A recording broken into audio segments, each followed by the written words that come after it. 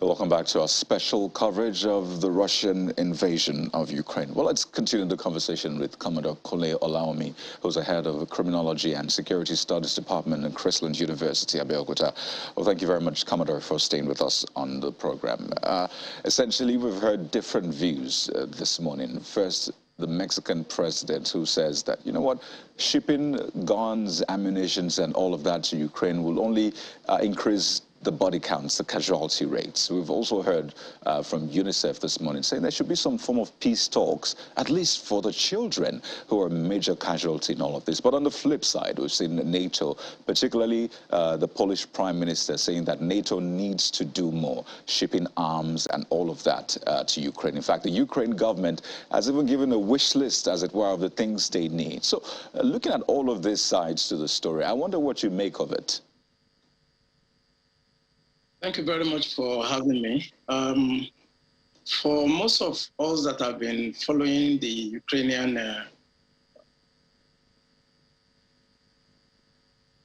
Please go ahead, Commodore, I can hear you.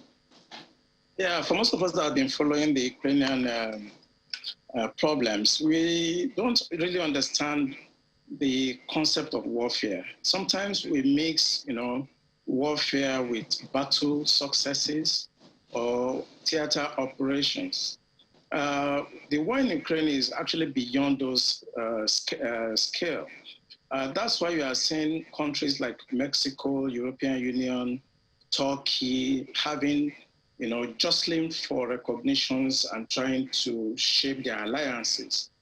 The end of this conflict is going to teach us one lesson, that the world is still in a primitive stage. Because this war is actually unnecessary, but there are also benefits, and that's what people don't know. Whatever Mexico is saying, whatever the EUs are doing, and whatever Turkey is doing, if you look deeply, you will see that everybody is jostling for how best they can benefit from this crisis. If you look at the American antecedents in Iraq, in Syria, in Libya, countries go to war for the benefits. One of the benefits of warfare is that it creates employment.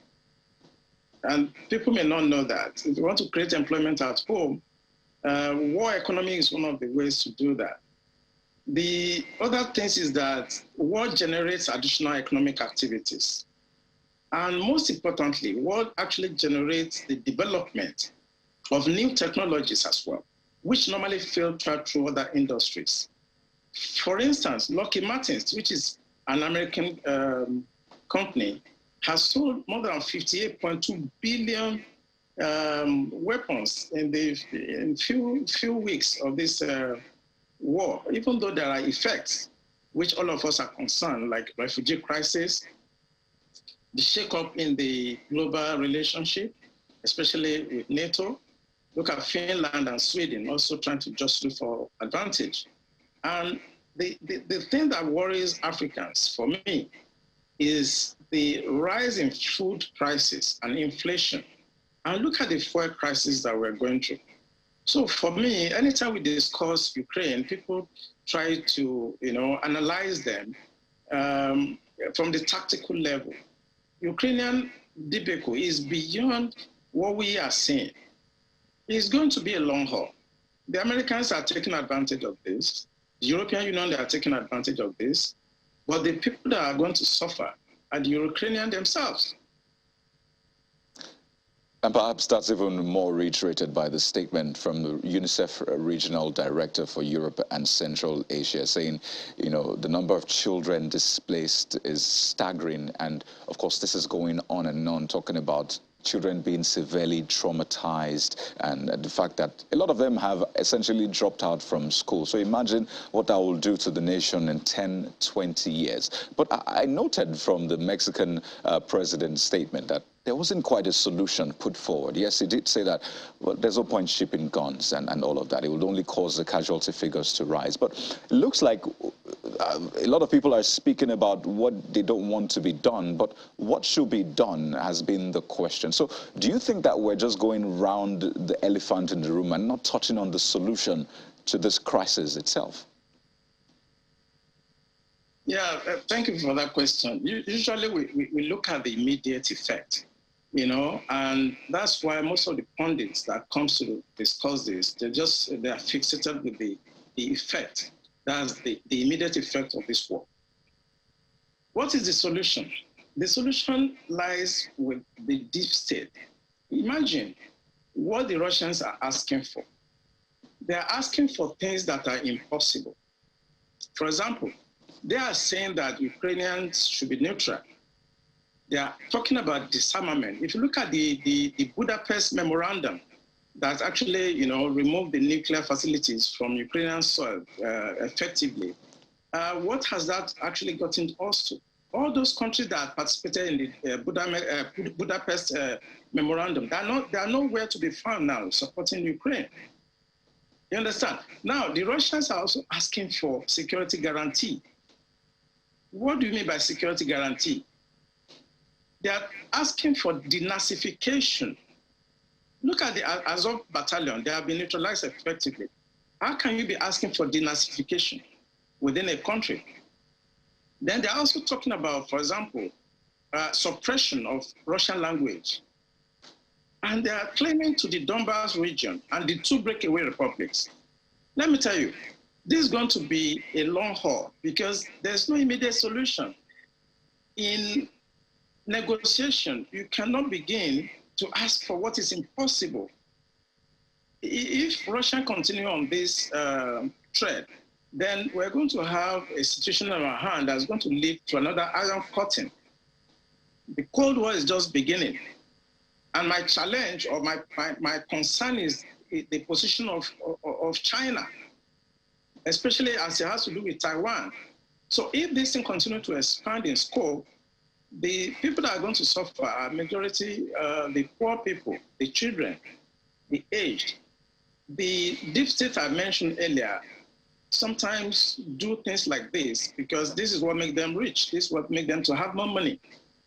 But we should continue to look at the problem that this is causing for humanity. And they should tell Putin, if they can get across to him that whatever he's doing is going down in history. People are going to study what he has done, and they're going to put him in the position of Stalin. I believe that the West also should stop taking advantage and making money from this war and try to put an end to it.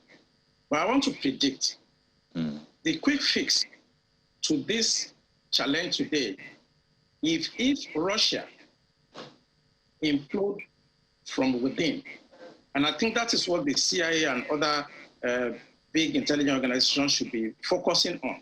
This war cannot end except Russia implode from within. A few hours ago, there was an explosion very close to Moscow. People are beginning to act within Russia.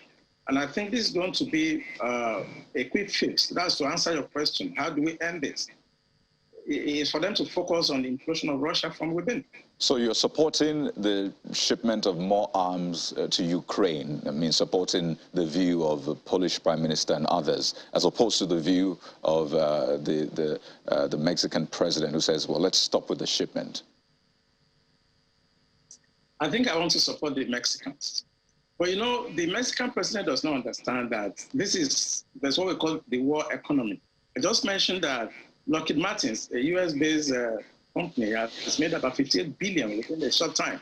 So Mexico does not understand that people are making money from this, and people are actually generating employment from this, and people are actually, you know, trying to develop new technologies from this and testing their weapons. This cannot really stop. Well, my opinion is that shipping of more weapons to that theater is going to actually do two things. It's going to escalate.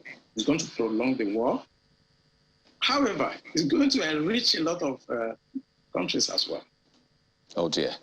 I'm glad you pointed that out. And back to one of the points you made earlier, Commodore, that, you know, this war is essentially showing the world that it's still at a primitive stage. And I find that quite interesting because, if anything, you'll hear that this is the most advanced stage of humanity in terms of technology, science, and all of that. So I think that's instructive to hold that statement you made. But do you see a chance for perhaps a peace talks, a successful peace talks, because we've seen the breakdown of successive peace meetings, but do you still see a chance that maybe that might be the solution we're looking for? Yeah, there's a chance. There's a chance if the deep state will stop profiteering from what is going on. We have to look 30,000 feet. It's not about what is going on the ground. The deep state should try to stop profiteering from this. But let me also try to quote Kissinger. Kissinger said that for peace to return to the eastern part of Ukraine, the Ukrainians should try to concede the Donbas region and Crimea. I want to agree with him. If you want to have a safe, face-saving program for Putin, you should allow him to have the 20% that he has already taken and try to negotiate from that position. That way, Putin will come out of this crisis as the winner, because the Russian-speaking population in the east and almost 70% Russian-speaking population in Crimea definitely will be happy for that, and I think Russia will be happy with that status quo. So there's a way out. So apparently, Commodore, you're saying that not all of the demands of Russia well, is impossible, because essentially earlier on you said Russia is asking for impossible things. So this one is possible, at least. Yeah, in 2010, I was in National Defense College, and we went for a strategic tour of Ukraine. We did a profiling of their military and also the people. I lecture strategic culture in the university. The culture, the challenge is going to be the culture of the Ukrainians. The Ukrainians are very hard people, and they will not want to concede any territory to Russians. But this is, for me, the way out, because the population in that place, actually, they are pro-Russian. So it's a way to, I think, to allow them, the Russians, to have 20% part they are occupying now, and try to draw another boundary for the Ukrainians. In negotiation, I did negotiation at Harvard. Usually what countries do is to bring up to the table an impossible criteria. They know they cannot achieve it, but they bring it up, and you start negotiating from a very difficult position until you get to that point where they really want. I think what the Russian wants is just to have that area, the Donbas region and the Crimea, and perhaps the Black Sea. That's going to be a tough call for you to allow them to have the Black Sea. But I think the peace that is possible right now is for them to negotiate, for them to have what they have now, and let Ukrainians lick their wounds, losing the 20% of their territory. I think in the negotiations, that's called the door-in-the-face technique, essentially. Come with the huge one, and then you try to step it down. But on a final note, Commodore, there are rumors that the strength of Russia might be waning, flagging. What's your take on that as we wind down? Of course, that's what the West wants. During the Cold War, you see that the Americans kept on pushing the boundaries. Even after they have decapitated the Soviet Union, they kept on pushing the boundary. I think the next phase now is to weaken Russia. And no doubt, this is going to weaken Russia economically, militarily, and by the time they start imploding from within, in the next 5 years, let me see, in the next 10 years, Russia is going to actually go down maybe to the either about 4th position in the global power index. After China, that is going to emerge from this, they're going to benefit from this. They're going to emerge, number 1, followed by the European Union, then followed by the United States, and I think Russia is going to go to number 4. Quite interesting prediction, but we'd like to thank you so much, Commodore Kunle Olawumi, who's the head of the Criminology and Security Studies Department in Chrisland University, Abeokuta. Thank you for your thoughts on the program. It's good to see you again, Commodore. Thank you.